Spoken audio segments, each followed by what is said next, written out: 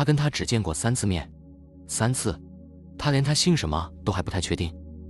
但他已经每天早上醒来第一秒想他，每隔半小时打开 IG 看他有没有发新限动，把他传过的每一句话翻来覆去读了50遍，分析他那句晚安是不是有别的意思，幻想他明天会不会主动找他。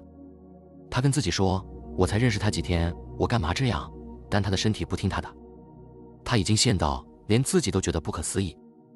这期看完，你会看见一件事，你那些我太爱他了根本不是爱，你那些我们之间一定有什么特别的连结也不是真的，而那个让你失眠、执着、放不下的东西，很可能根本不是感情，是你身体里一场跟戒毒几乎一样的化学反应，而你连自己中了什么毒都还不知道。欢迎回来，我是瑞。今天我们拆一个你可能正在经历、正在装没事，或者从来不敢承认自己曾经陷进去的东西。爱情晕船为什么这么难戒？第一层，晕船从来不是爱上，是一场神经劫持。先打破一个天大的误会，很多人以为晕船是因为我太爱他了，或者他真的很特别，或者我们真的有灵魂连结。不一定。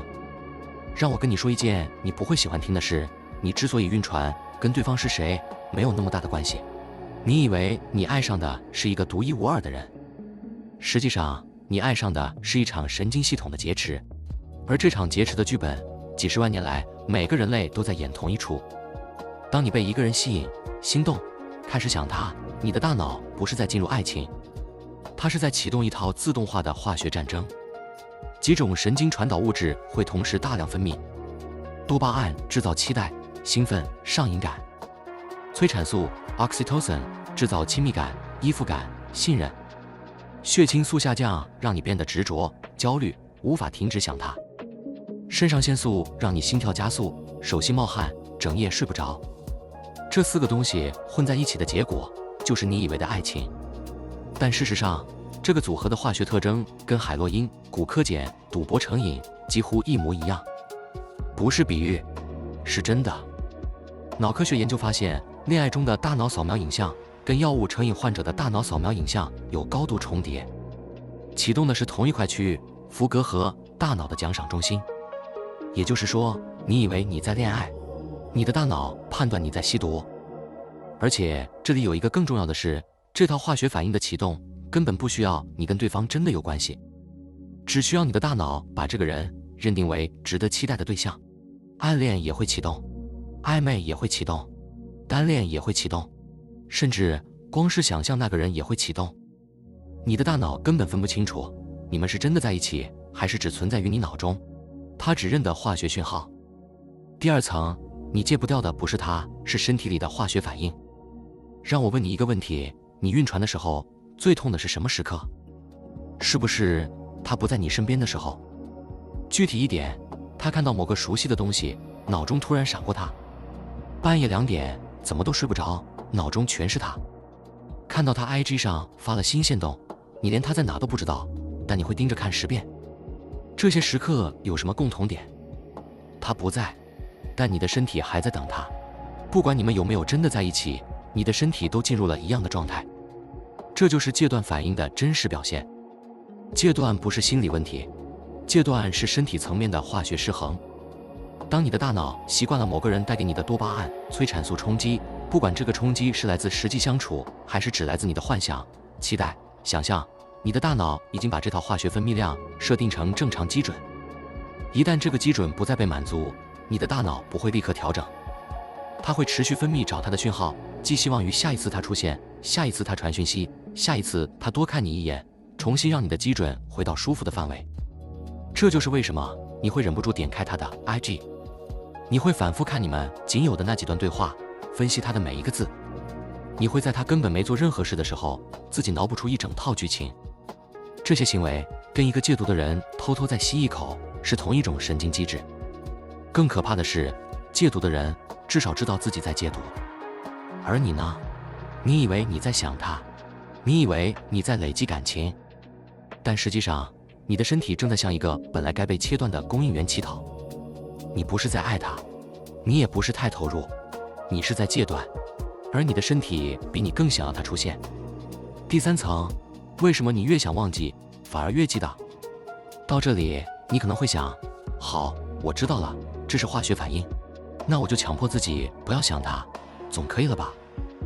不行，而且这个想法会让你陷得更深。让我告诉你一个残酷的事实，心理学上有一个现象叫做白熊效应 （White Bear Effect）。哈佛大学的研究员做了一个实验，他叫一组受试者接下来5分钟不要想白熊，另一组受试者接下来5分钟随便想什么都行。结果被命令不要想白熊的那组脑中浮现白熊的次数远多于另一组。这个机制跟戒不掉一个人是同一套逻辑。当你每天告诉自己，我不要再想他了，我必须忘记他，我要赶快放下，你的大脑听到的讯息是它很重要，要持续监控。于是大脑更勤奋地把它相关的记忆翻出来，加深、强化。而且还有一层更黑的思考反刍 rumination。当你反复回想你跟他的对话、相处，最后一面，每一次回想都不是读取记忆，是重写记忆。脑科学发现，人类的记忆不像照片，是动态的。你每一次想起一段记忆，都会被当下的情绪、想法、新的角度重新编辑一次，然后重新存进大脑。也就是说，你每次睡前想起他，每次喝醉时想起他，每次看到某个跟他有关的东西就想起他，你每次他那句话到底是什么意思反复思考，你都在亲手让那段记忆刻得更深一次。第4层，最黑的晕船的尽头从来不是放下。让我说一件大多数人不愿意承认的事，很多晕船从来没有真正结束过，它只是换了一种形式继续存在。你以为晕船结束的标志是我不再想他了吗？不一定。很多人不再想他了，其实是他们把那种强烈情绪的需要转移到了下一个人身上。你看那些前一个对象才刚失望，马上又爱上下一个的人，他们不是恢复得很快，他们是找到了下一个按钮，让身体继续分泌他们已经依赖的那套化学组合。新的对象不是治愈，新的对象是新的供应源。而那些没有下一个人可以转移的人呢？他们会去找别的供应，暴饮暴食、过度工作、沉迷游戏、喝酒、抽烟、购物。因为一个成瘾的大脑从来不会自己停下来，他会去找下一个能让他有反应的东西。这就是晕船最黑的地方，它不只是让你心碎，它改写了你大脑对正常的定义。当你习惯了极端的情绪高低起伏，平静会让你感觉不对劲。当你习惯了被一个人占据所有思绪，没有目标的日子会让你恐慌。真正稳定、清楚、不需要猜的关系，你反而不会珍惜。你不是在找爱情，你是在找上瘾。所以，如果晕船是神经劫持，戒断是化学反应，思考反刍是亲手加深，那要怎么办？我给你3个方向，不是鸡汤，是基于刚才那些机制真正能做的事。第一，停止努力忘记。我要忘记他这句话本身就是在强化记忆，我们又不可能我干嘛还想他这些话也是。换一种说法，我会给这件事他需要的时间。不对抗，不努力，不挣扎，反而是降低多巴胺敏感度最快的方式。当你不再花力气抵抗，大脑就会慢慢调整基准。第二，断掉微剂量。